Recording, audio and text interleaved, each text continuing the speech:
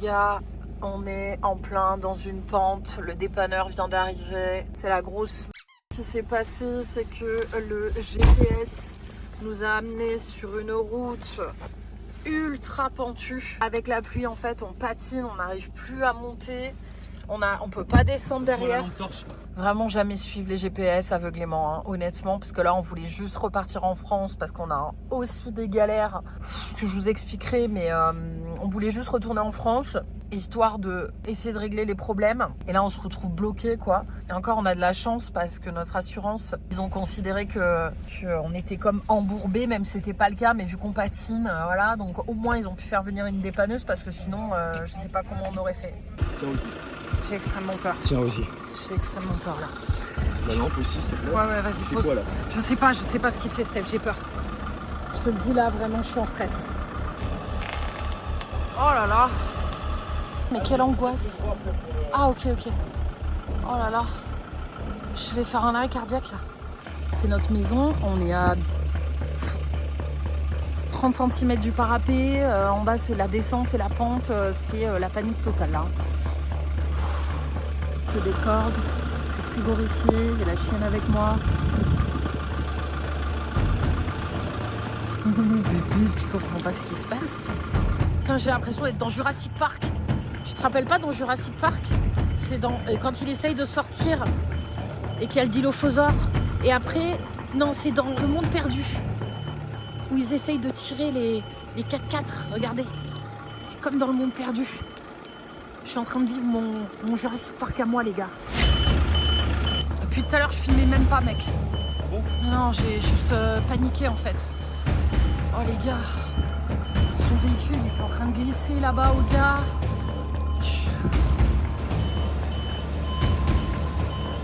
Vous vous rendez pas compte, mais c'est un truc de barge. La pente est incroyable, il flotte de fou. Il a réussi à nous sortir. Ok, bien. Putain, c'est un bon. C'est un putain de cauchemar rêvé quoi. Il pleut, un truc de ouf, frigorifié, on est glacé, on peut plus utiliser notre chauffage parce que il y a tout qu'à péter dans le van au niveau de l'élec. Là on est bloqué, on va être trempé toute la nuit. Je vous jure, je sais pas ce qui se passe depuis 6 mois, mais c'est un putain de cauchemar avec le van. Et d'habitude je suis hyper positive tout le temps. Mais là en fait il n'y a pas une semaine sans qu'on ait une galère. C'est un truc de fou. Ah ouais, il a fait le demi-tour. Putain, trop fort. Je vous jure, j'ai cru qu'on allait péter le van, quoi. Oh mon Dieu. Oh, j'ai si froid. Et puis là, on prend plus aucune putain de petite route toute fine de campagne de mort, en fait. Thank you so much. Thank you for everything. Wow. Ricardo. Comment tu vas, mon bébé? T'as eu peur? Elle comprenait qu'il y avait quelque chose de grave qui était en train de se passer. Je te jure. Que serait une soirée pleine d'emmerdes sans un dîner aux chandelles? Voilà. L'électricité vient de couper, on n'a plus de batterie. On n'a plus de batterie du tout, l'électricité vient de couper, on a toujours le problème de circuit électrique et bien évidemment, c'est ce soir que tout coupe. Mais c'est pas grave. Nous n'avons donc plus accès à l'eau, heureusement on a des bouteilles. On a des bouteilles, le supermarché est à côté. Voilà. Et on est sorti d'affaires, Baluchon est en vie, on n'est pas mort. Ouais. Donc ça va. C'est génial. Ça va, je viens de faire de manger, je vais me coucher. Demain est un autre jour. J'en ai marre.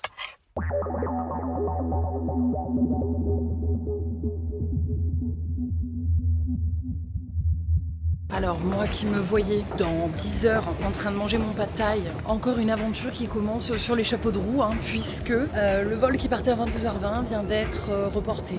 Voilà, reporté à demain, 5h, donc ça change tous mes plans. Ils ne peuvent pas nous trouver un hôtel, donc on va devoir se débrouiller. Et normalement je pense que je vais pouvoir me faire rembourser, je crois que c'est 600 balles, bon sachant que j'ai payé 790. Je vous avoue que je suis un petit peu deg, mais j'essaye d'avoir beaucoup de résilience. Voilà, c'est ce qu'il faut, parce que ça ne sert à rien que je m'énerve. Il est 1h du matin et je ne sais pas par quel miracle j'ai réussi à avoir une chambre d'hôtel parce que je suis arrivée dans les premières au niveau du lobby, mais j'ai genre attendu 1 heure. Il y a plus d'une centaine de personnes en bas qui veulent un hôtel. L'hôtel le plus proche, c'était quoi? J'essaie de le positiver. C'était le Hilton. 314 balles avec le petit déj. Et attendez, je vous montre. Oh, regardez-moi ça. Et Moi j'ai pas les...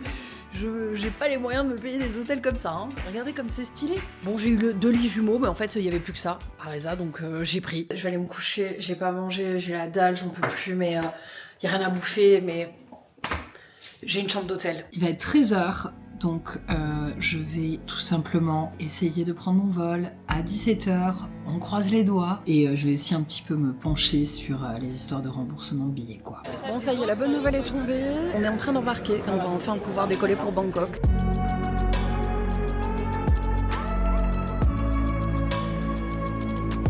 Le cauchemar ne s'arrête décidément jamais. Mon Airbnb ne répond pas. Je peux pas l'appeler. C'est un numéro indien. Ça va me faire exploser le forfait. J'essaye de contacter Airbnb, j'y arrive pas. Je suis en train d'errer, de chercher. Franchement, je sais plus. Je vous jure que là, par contre, je suis en train de calmer. Bon, là, je suis quand même en train d'essayer de trouver. Je me dis que c'est peut-être pas du scam, mais c'est peut-être juste une mauvaise orga. Donc, j'essaye de trouver quand même cet hôtel en me fiant à où est-ce qu'il est placé approximativement sur l'application. J'ai essayé d'appeler.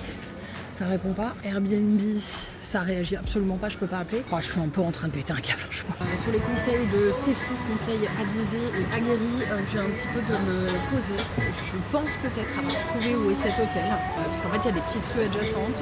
Mais d'abord je vais manger, boire de l'eau, parce que là j'ai senti que j'avais atteint un point de non-retour en termes d'énervement. Déjà on a eu 20h30 de retard sur l'avion.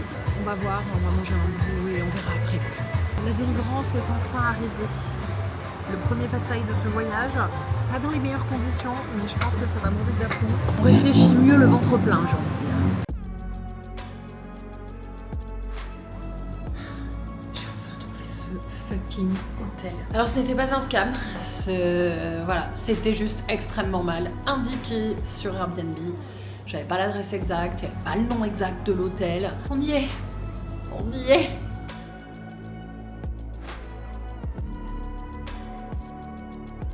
C'est un gros chat qui veut des câlins, ça. Ouais. Oh oui. Oh.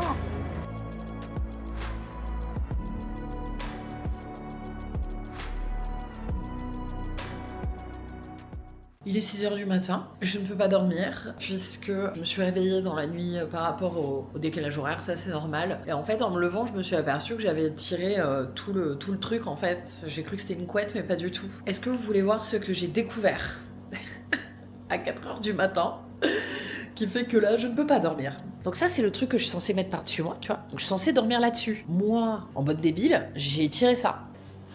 Le catate. Voilà. Une belle auréole de pisse. Une belle auréole de pisse là-dessus. Voilà.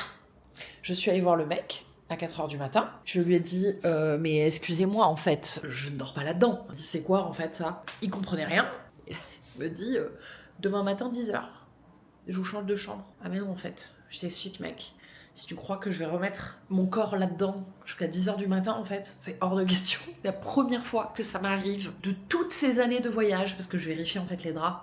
Là, hier soir, j'étais éclatée, j'ai pas vérifié. Je m'en fous que ce soit grand luxe ou pas, rien à foutre, je veux juste que ce soit propre. Voilà. Donc là, je viens d'annuler le Airbnb. J'ai pu me faire rembourser 87 € sur les 150. Je viens d'en prendre un autre. Bref, voilà, franchement, ce voyage commence d'une façon... Mais oh mon Dieu, c'est incroyable, hein, franchement.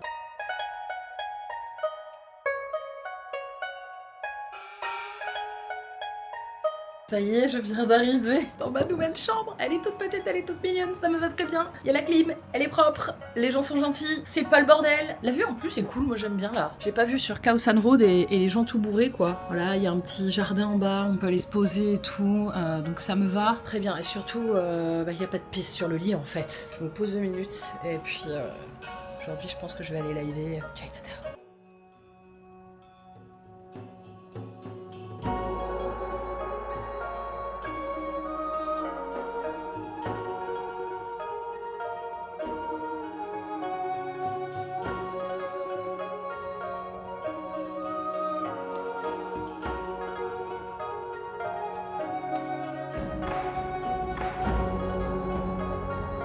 On va essayer de se trouver un petit truc à manger avec les viewers, tester d'autres spécialités, parce que là ça va plus être des spécialités chinoises. J'ai la dalle.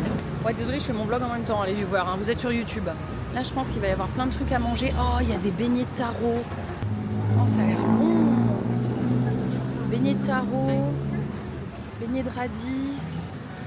Oh, ça a l'air délicieux. Ah, c'est les fameux fruits dont quelqu'un me disait que ça avait goût à la vanille, ça. Ces fruits-là. Apparemment, c'est super doux et ça a un goût de vanille. Je crois que j'ai encore jamais goûté. On a trouvé la rue de la street food et c'est dans cette rue que j'étais venue avec ma soeur. Et on était venu manger une délicieuse soupe tom yum.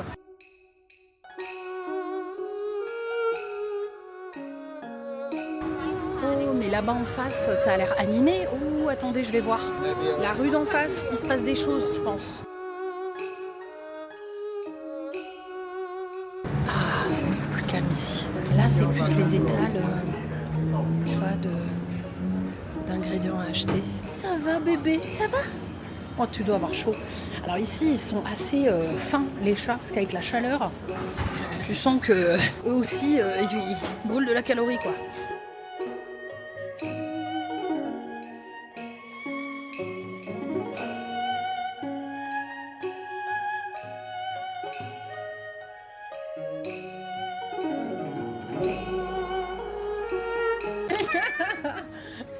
Contre Mimi. Sawadika. Ils sont venus me faire un câlin toutes les trois. Oh mon dieu. Oh non, elles sont trop chou. Une vague d'amour de trois petites qui sont venues me faire un câlin toutes les trois en même temps. C'est tout ce dont j'avais besoin vu que je suis toute seule.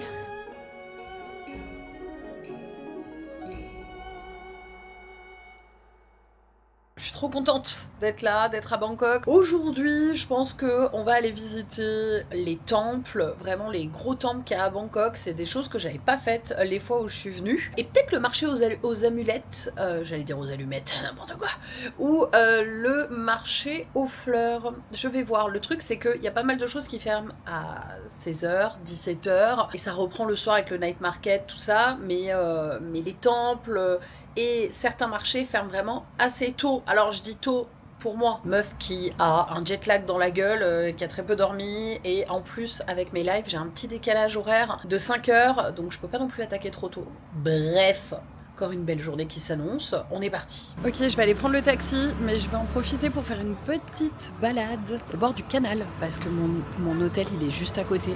Le lieu est incroyable, beaucoup trop mignon, j'adore.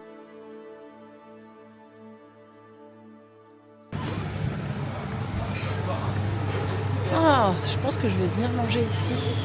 Alors là, ce que vous voyez, on va en voir plein dans Bangkok. Pour ceux qui ne sont jamais venus, en fait, ce sont des hôtels où sont mis des offrandes avec plein de fleurs. Ici, si je me trompe pas, c'est essentiellement bouddhiste. Il y a beaucoup de temples bouddhistes. Il y en a même dans toute la ville, en fait, un peu partout. Plus tous les petits hôtels. Je m'aperçois que Bangkok, c'est une ville à laquelle j'avais pas laissé beaucoup de chance parce que la première fois que je suis venue un peu à cette période-là, en plein été, et on l'a super mal vécu à l'époque. Et surtout, j'avais pas la faculté d'organisation, de savoir où aller que j'ai à l'heure actuelle, parce que c'était il y a plus de 8 ans. Donc c'était vraiment parmi mes premiers voyages. Et là, j'ai vraiment voulu rester une semaine au moins pour pouvoir voir des choses que j'ai pas vues. Et pouvoir laisser une chance à la ville, parce que en vrai, soit on adore, soit on déteste, mais je pense qu'il y a toujours des choses super intéressantes à voir ici. Par contre, effectivement, c'est l'effervescence, ça bouge beaucoup, il y a beaucoup de bruit, mais malgré tout, je trouve qu'il y a quelque chose qui se dégage de la ville. Je pense que j'apprécie de plus en plus Bangkok. Petite expérience culinaire, j'ai pris un americano coconut. En gros, c'est de l'eau de coco et du café américain. J'ai jamais goûté, je vais voir ce que ça donne. C'est hyper rafraîchissant. Il y a juste le petit goût de l'eau de coco derrière. Alors après, on aime ou on n'aime pas, mais moi perso, j'adore. C'est validé. Ça m'a coûté 30 bahts, ce qui équivaut à 75 centimes. On est plutôt pas mal. Bon, de façon assez logique, comme à chaque fois que j'arrive avec une caméra dans des endroits où c'est un peu compliqué de filmer, le Grand Palais, je ne peux pas filmer avec cette caméra-là. Donc peut-être j'y retournerai au téléphone, parce qu'aujourd'hui je fais un live. Donc là, j'ai décidé d'aller au marché aux fleurs. Marché aux fleurs et ensuite on ira visiter un temple. C'est un marché que j'avais fait il y a déjà quelques années et que j'avais adoré. Ça sent super bon, c'est super beau. C'est vraiment le genre d'endroit où tu peux faire de super belles photos. Et c'est notamment le genre d'endroit où on trouve les fleurs qui sont mises pour les offrandes.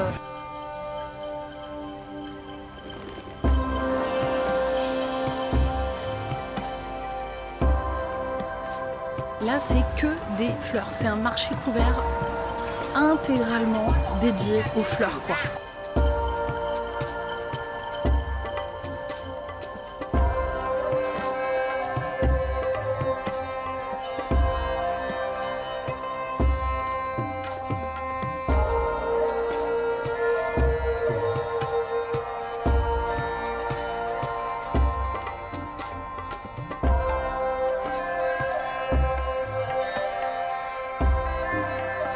Là, il y a plein d'herbes, du safran, ça c'est du safran, l'hibiscus, faire de la tisane. Oh le pacha, oh non, j'ai tellement chaud maman. Alors on a décidé de tester un petit truc sur le marché, je crois que c'est soit de la petite banane, je pense que c'est les mini bananes, avec une espèce de dulce de leche de coco. On vient de quitter le marché aux fleurs et on va rejoindre un temple qui a l'air incroyable et surtout qui ferme à 19h30. Donc ça me permet de le visiter.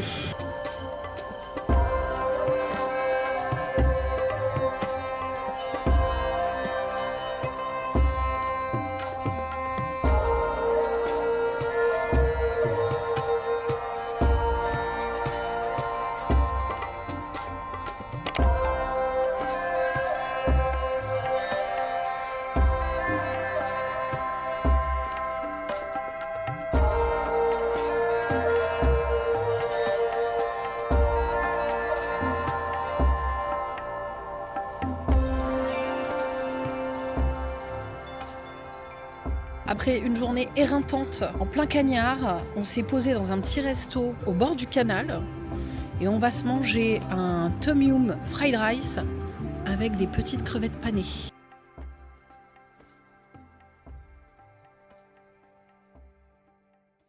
Je suis enfin en journée off. Bon, il est déjà 15h de l'après-midi, j'ai dormi comme une masse, mais je suis de retour à Chinatown. Je me suis dit, aujourd'hui, j'avais envie de faire une journée pour moi, une journée aussi pour vous. Et un des quartiers que j'aime le plus à Bangkok, c'est le Chinatown. Alors en fait, en me renseignant un petit peu, je me suis aperçue que ce quartier, il est tout particulier, puisqu'en fait, c'est un des plus vieux Chinatown au monde. Il date du XVIIIe siècle. C'était à l'époque de Rama Ier, qui est en fait le premier roi de la dynastie qui est encore à l'heure actuelle. C'est lui qui a invité les populations chinoises à venir s'installer au bord du fleuve. Et du coup, ça a donné ce quartier qui aujourd'hui est l'un des plus vieux, des plus grands et des plus beaux Chinatown que vous verrez dans votre vie.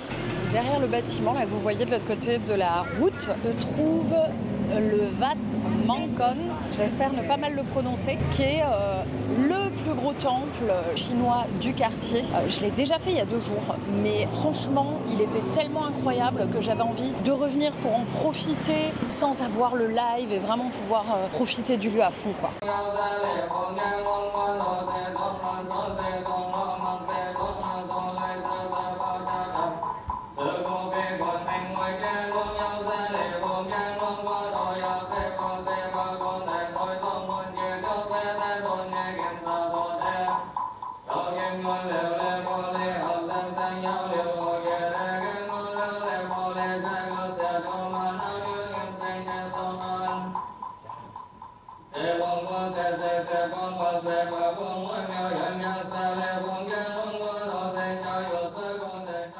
C'était génial de pouvoir profiter du temple au calme. Il y avait un moine qui était en train de réciter des prières en même temps, donc il y avait une ambiance hyper onirique dans le temple, donc c'était très cool.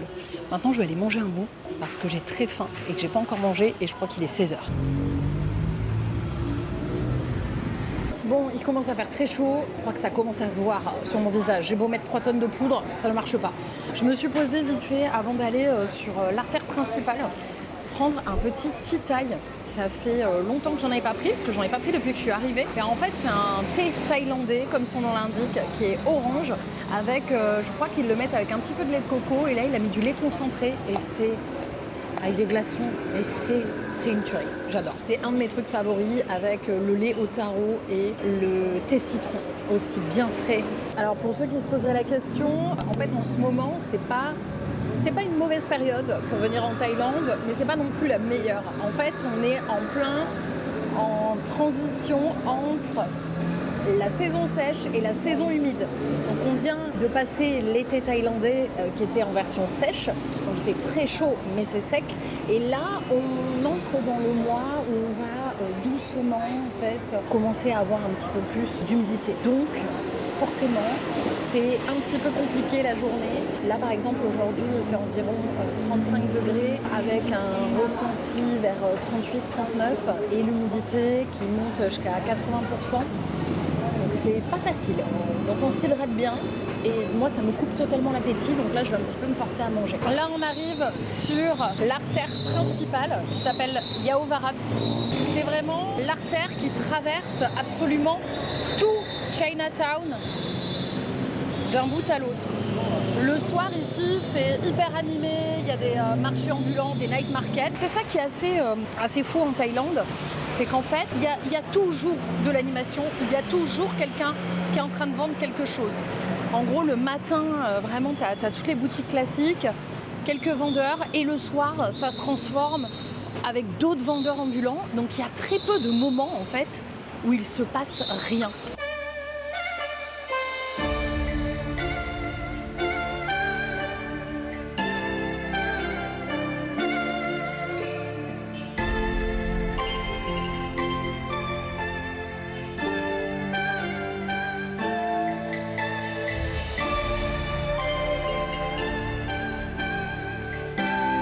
Alors là, il y a le truc que je préfère au monde, les spring rolls à la crevette.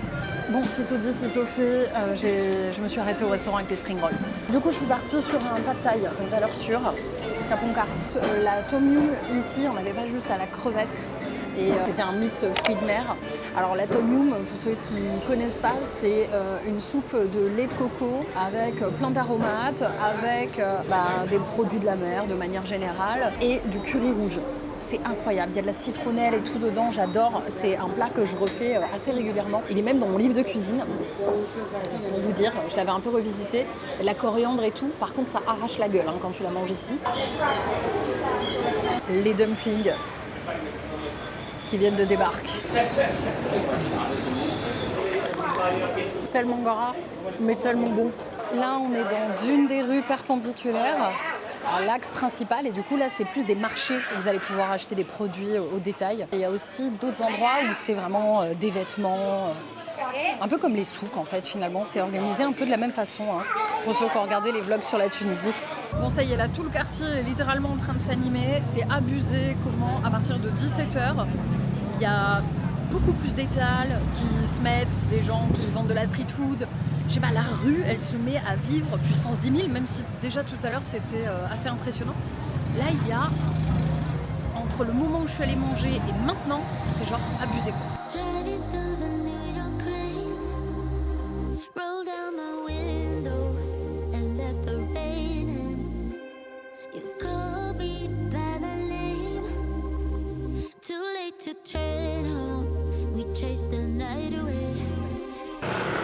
Je vais faire une petite escale, je crois que j'ai vu une pharmacie au loin.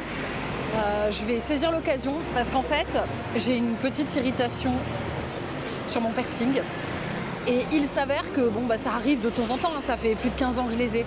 Mais là, en fait, je l'ai eu juste avant de partir et en fait, ça n'arrive pas à cicatriser depuis que je suis en Thaïlande avec l'humidité et la chaleur.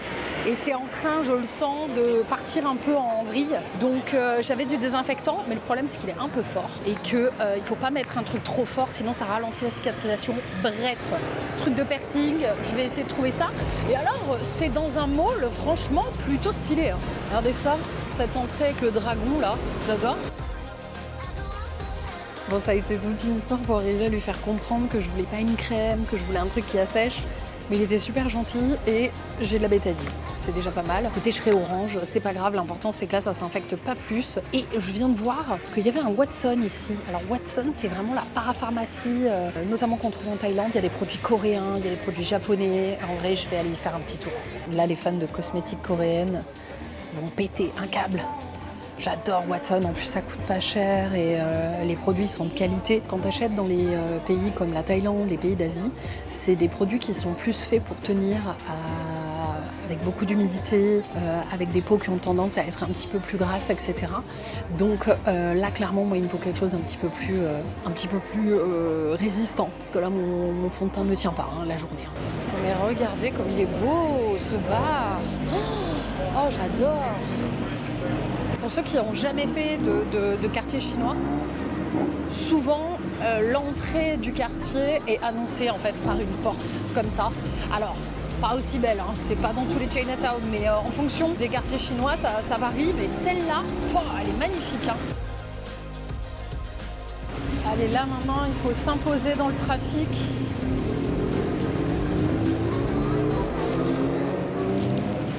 Parce qu'il n'y a pas de feu. Donc, tu t'imposes pas, tu passes pas. Mais il faut savoir à quel moment aussi. C'est beau cette rue. Ça me fait presque penser à certains quartiers du Japon, à Shinjuku par exemple. Un petit peu le bordel pour passer avec les véhicules. C'est le problème de Bangkok, quoi, la circulation. Le durian, qui est censé être le fruit qui pue le plus, et ben perso, je trouve pas l'odeur si horrible que ça. Chaque fois que je passe à côté, c'est pas hyper agréable, mais j'ai pas l'impression que ça pue tant que ça. Kapunka.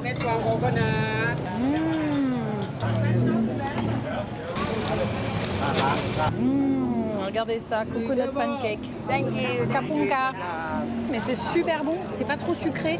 Il y avait vraiment un peu un aspect de pancake gélatineux avec des morceaux de noix de coco, de coca granité. Pour l'instant, j'ai fait les night markets et je me suis focus sur la bouffe. Est-ce qu'on est surpris? Pas du tout. Mais j'ai même pas fait les marchés avec les fringues, les souvenirs et tout. De toute façon, je sais que je vais pas ramener 3 tonnes de souvenirs. Donc, oh là là, là c'est cyberpunk quoi. Oh, comme c'est beau. Putain, mais vraiment, ce quartier, il est au-dessus.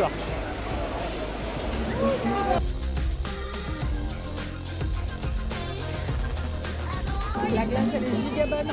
En fait, elle est faite avec du lait de coco et dedans, il y a des morceaux de coco. Et elle est mise dans une noix de coco où tu peux manger en fait tout l'intérieur. Bref, tout ce que j'aime. Bon, c'était bien cool. On a passé une bonne journée, mais je pense que là, je vais pas tarder à me la rentrer.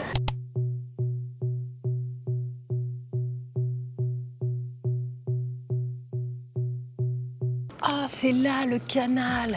Mais waouh, c'est beau. Ok. Et il y a de l'autre côté aussi. Là, pour l'instant, elles sont fermées les boutiques.